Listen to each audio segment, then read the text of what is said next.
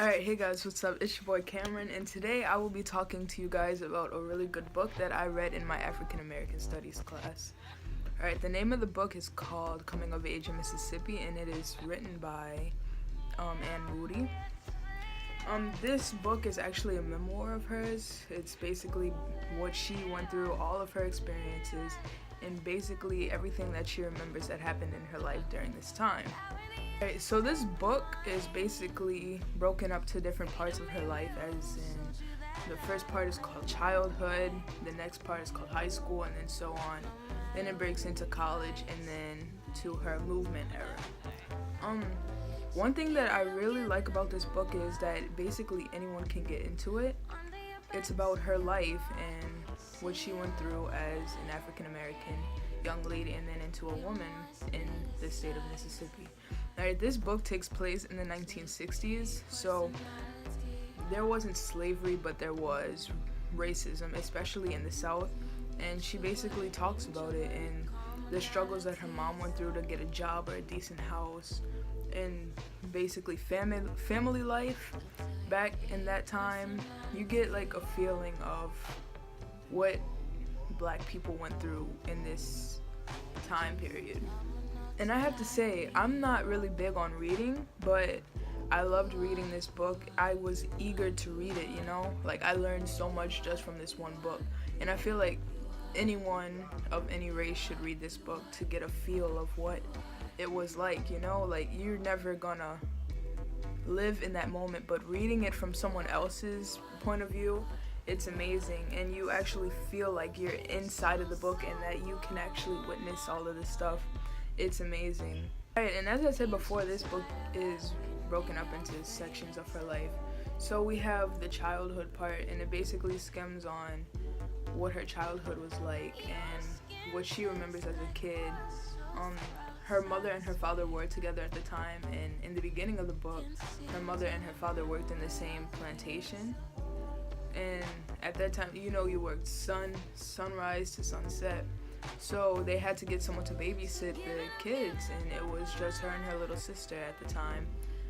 They got their cousin, who was 8 years old, to babysit them. He didn't really like it, so he mistreated the kids. And he eventually set the house on fire, and Anne got the blame for it, and she got beat, and she said she'll never forget that beating. Alright, so we're jumping into high school now.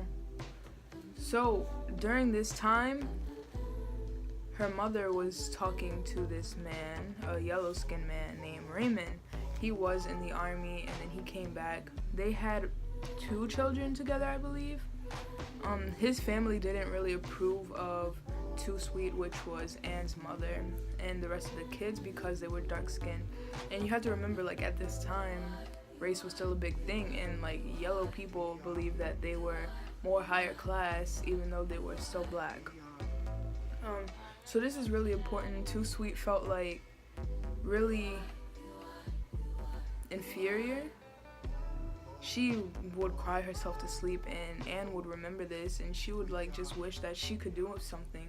So what she did was she was more competitive in school, and they tried to impress them as best as they could until they just realized that they couldn't. There was nothing that they could do to make these people like them, and they were going to feel however they were going to feel. It upset Too Sweet. You can tell throughout the book that she was really upset, and she tried to impress people the best that she could, but it wasn't always possible, you know? And just reading that's really upsetting. It shows you that relationship between a child and a parent, the child actually wishing that there was something more that they could do, you know? Alright, later on, Raymond and Anne actually get into an argument, and it leads to her getting removed from the house. She moved to Louisiana with her father, and then she got a job in New Orleans, and she was around Tulane. And at this time, she was starting to want to go to college. She wanted to go to Tulane, but she ended up not going. She got a scholarship for a school in Mississippi, and she was excited at first, but then when she saw the campus, she wasn't really into it. She hated her college for most of the time that she was there. She had a boyfriend for the very first time, but after basketball season was over, they like fell off, which was. And personally, I feel like Anne found herself in college. She had her very first protest in college. She was in the cafeteria and someone found a maggot in their food. And she basically boycotted the cafeteria, and she had got a lot of the school to do it too. She used her own money to feed everyone, and she tried to get as many people to like not eat from the cafeteria as possible. I feel like that was really, really important in her life, and it led to her being an activist and being in the NAACP and all that type of stuff. But people don't really, I don't know, enjoy it as much as the previous chapters, and I think it's because, like, you know, it focuses on like the upsetting things in life and like Black history. So I'm not going to talk about that too much, but I mean, overall the book is amazing and it's worth reading.